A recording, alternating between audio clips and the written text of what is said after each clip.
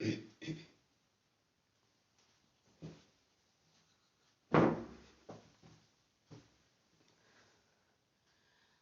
बिल्लाहि मिनश शैतानिर रजीम बिस्मिल्लाहिर्रहमानिर रहीम नहमदुहु व नुसल्ली अला रसूलिहिल करीम अम्मा बाद फ़अऊज़ु बिल्लाहि मिनश शैतानिर रजीम बिस्मिल्लाहिर्रहमानिर रहीम रब्बि इश्रह ली सदरी व यस्सिर ली अमरी वहलुल उक़दतम मिन लिसानी यफ़क़हू क़ौली क़ाल अल्लाहु तआला फ़िल क़ुरआन वलक़द यस्सरनल क़ुरआन लिज़्ज़िक्रि फ़हल मिन मुद्दक्किर वक़ाल रसूलुल्लाहि सल्लल्लाहु अलैहि वसल्लम खैरुकुम मन तअल्लमल क़ुरआन व अल्लमा।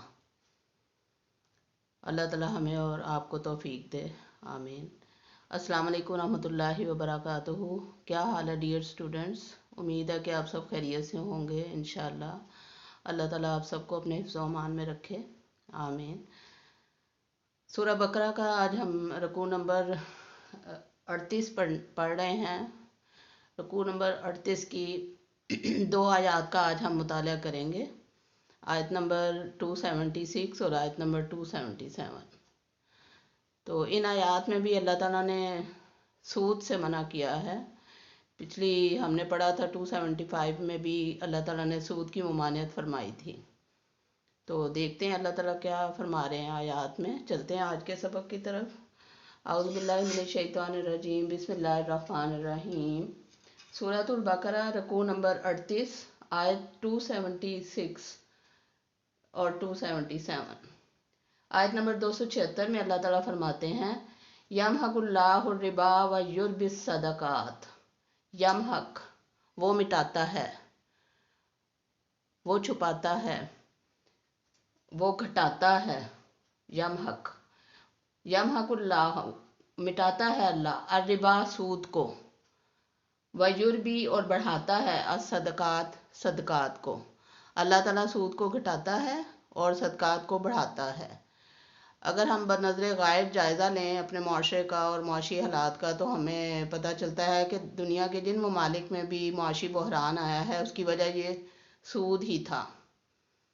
तो अगर सूद माशरे से ख़त्म हो जाए, अगर सदकात का निज़ाम सही राइज हो जाए, जैसे ज़कात का अल्लाह ताला ने हुक्म दिया है, तो ये बेहतरीन मुआशी पॉलिसी अल्लाह ताला ने हमें दी है, जिससे मुआशरे की मुआशी नाहमवारियों को दूर किया जा सकता है और गुरबा की क़ुव्वत ख़रीद को बढ़ाया जा सकता है।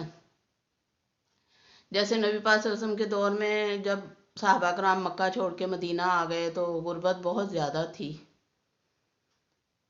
तो उन्होंने तिजारत शुरू की।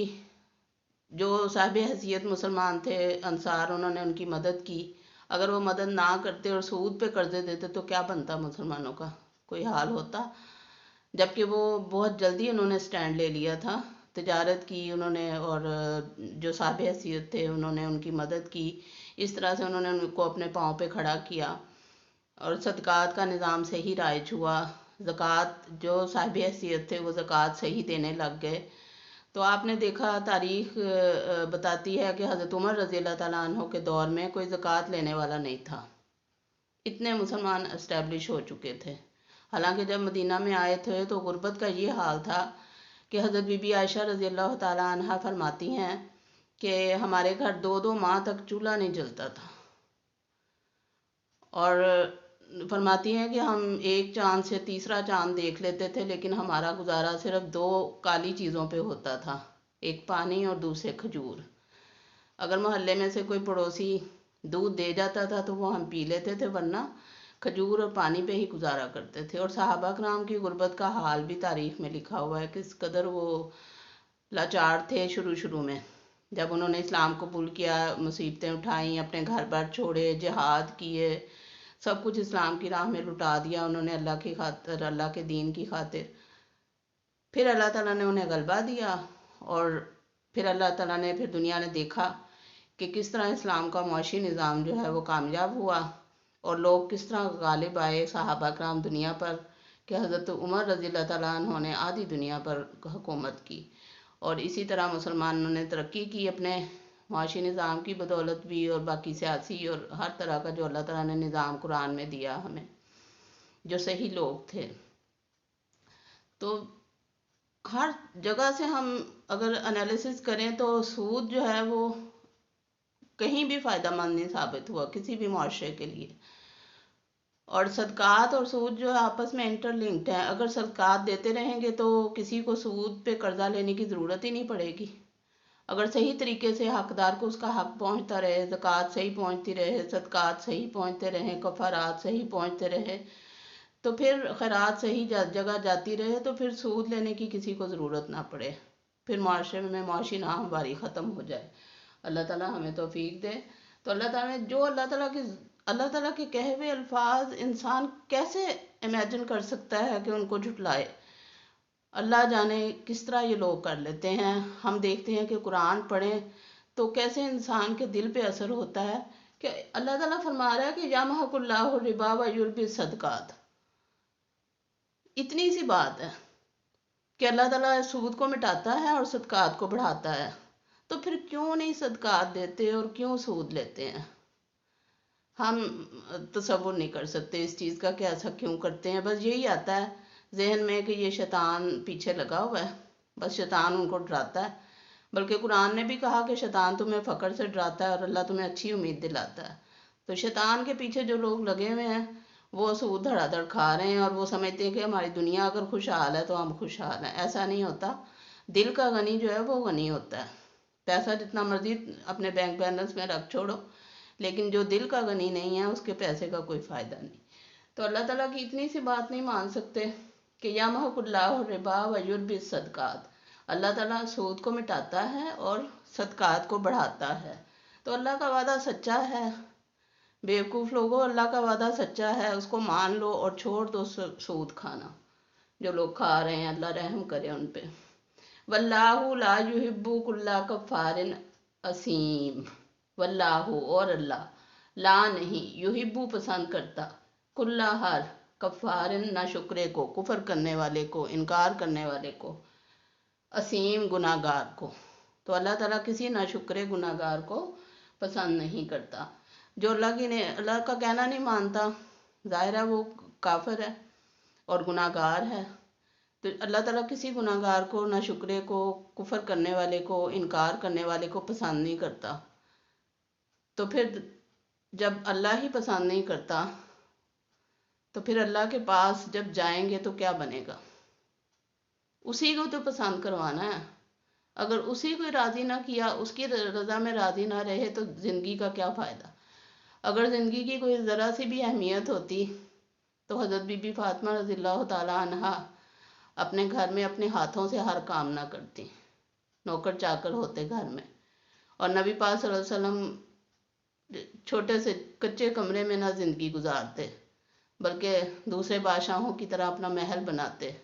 اللہ تعالیٰ نے تو آفر کی تھی کہ میں کوہ احد کو سونے کا بنا دیتا ہوں، لیکن وہ جو دو جہانوں کے بادشاہ تھے، جو جنت کے سردار، ان کی اولادیں بھی جنت کی سردار، حضرت بی بی فاطمہ، حضرت امام حسن، حضرت امام حسین رضی اللہ تعالیٰ عنہما، ان کی زندگی پڑھیں.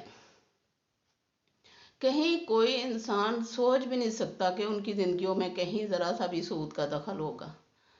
تو پھر ان کے نام لیوا ہم ان کے نام پہ ہم سر کٹانے کو تیار ہو جاتے ہیں. تو طریقے کیوں ہمارے غیر مسلموں جیسے ہیں؟ اپنے طریقوں کو بھی ان کے مطابق بنانا چاہیے نا پھر.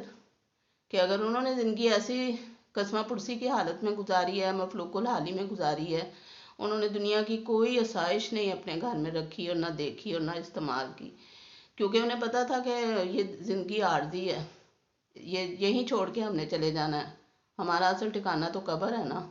تو یہاں پیسے جمع کر کے کیا کرنا ہے؟ کسی نے بھی ساتھ نہیں لے کے جانے. وہاں تو نہ کوئی سفارش کام آنی، نہ کوئی فدیہ کام آنا ہے. وہاں تو صرف نیک اعمال اور صدقہ جو ہم نے کر دیا، لوگوں کو جو دے دیا، وہی کام آنا. لہذا زیادہ سے زیادہ دینا چاہیے. قرآن نے ہر وقت دینے کی تاکید کی ہے، اور اللہ تعالیٰ کو پسند بھی وہی لوگ ہیں جو اللہ کی راہ میں خرچ کرتے ہیں. تو فرمایا واللہ لا یحب کل کفار اثیم. اللہ تعالیٰ کسی نہ شکرے اور گناہ گار کو پسند نہیں کرتا. ان الذین، بے شک وہ لوگ، آمنو جو ایمان لائے، وعملوا الصالحات جنہوں نے نیک اعمال کیے، واقاموا الصلاۃ اور نماز قائم کی، وآتوا الزکوٰۃ اور زکوٰۃ ادا کی، لہم اجرہم ان کے لیے ان کا اجر ہے عند ربہم، ان کے رب کے پاس، ولا خوف علیہم، نہ ان پر کوئی خوف ہوگا، ولا ہم یحزنون، اور نہ وہ غمگین ہوں گے۔ تو ان کے ساتھ اللہ تعالیٰ نے کافروں کے ساتھ موازنہ کر دیا فوراً آیت میں کہ جو لوگ نیک ہیں، جو اللہ تعالیٰ کا کہنا مانتے ہیں، جو عمل صالح کرتے ہیں، آخرت میں نجات کا دار و مدار صرف دو ہی چیزوں پہ ہے، ایک ایمان، پختہ ایمان، اور دوسرے عمل صالح، نیک اعمال۔ اللہ تعالیٰ پر ایمان، اس کی کتابوں پر ایمان، اس کے فرشتوں پر ایمان، اس کے رسولوں پر ایمان، روز آخرت پر ایمان، دوبارہ جی اٹھنے پر ایمان، اچھی بری تقدیر اللہ ہی کی طرف سے ہے اس پر ایمان، رزق کی تقسیم اللہ نے کی ہے، اللہ جس کو چاہتا ہے کم دیتا ہے، جس کو چاہتا ہے زیادہ دیتا ہے، ہر چیز جو قرآن نے بتائی اس پر ایمان ہمارا پختہ ہونا چاہیے، اور اس کے ساتھ ساتھ عمل بھی نیک ہونے چاہیے۔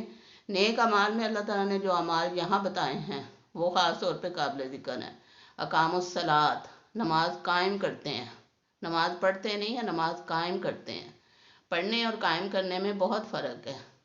پڑھنا ہماری طرح ہے، کبھی پڑھ لی کبھی نہیں پڑھ لی، لیکن قائم کرنے والے لوگ اور ہی ہوتے ہیں، جو ایک نماز پڑھ لیتے ہیں اور دوسرے کے انتظار میں ہوتے ہیں کہ کب دوسری نماز اذان ہو اور ہم نماز پڑھیں۔